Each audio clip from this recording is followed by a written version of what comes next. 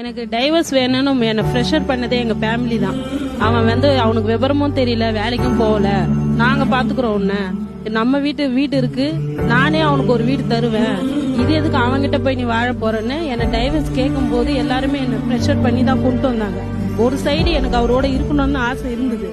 இவங்க பண்ண சப்போர்ட்ல ஓகே இவங்க இருப்பாங்க போல இருக்கு, ஒன்னும் பிரச்சனை இல்லை அப்படின்னு. எனக்கு 10 வருஷம் கழிச்சு என்ன ஆனாலும் ஆகுது, நம்ம வீட்டுக்காரோட நம்ம போயிடலான்னு நான் கிளம்பும் போது அவர் கல்யாணம் ஆயிடுச்சு. எல்லாம் ஓடுவோம், சிரிப்போம், பேசுவோம், ஜாலியா இருப்போம். ஆனா நைட் ஆகும்போது தான் அந்த ஃபீலிங் இருக்கும்.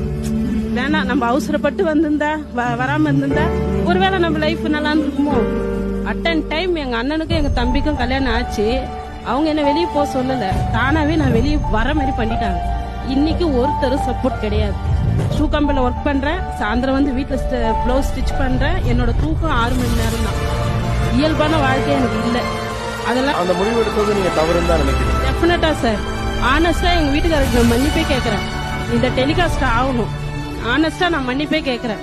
அவரோட புரியாமைய தன்மையும், அவருக்கு ஜஸ்ட் ஒரு 6 மாசம் வேலை தான் இல்ல, எனக்கு டேலண்ட் இருக்கு, என் கையில அப்ப வேலையும் இருந்தது.